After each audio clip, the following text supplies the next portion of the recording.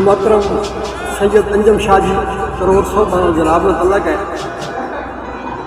आलमती में America New York जनाब ने हाथ ने लिखी गल बड़ा खूबसूरत ख्याल साढ़े दोस्त जनाब आदिल पेट्रोलियम सर्विस पता जंग उन्होंने चाह उन्होंने पसंद नाल जनाब ने हाथ ने लिखी गल आख्या कि फतवा साकी ने जारी कर दिता फतवा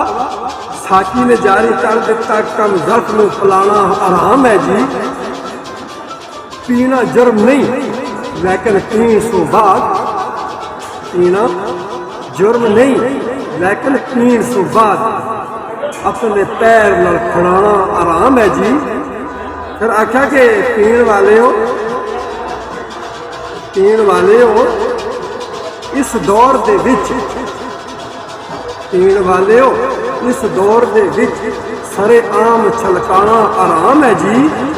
देवे कोसर दा मालक तकी अंजम देवे कोसर दा मालक तकी अंजम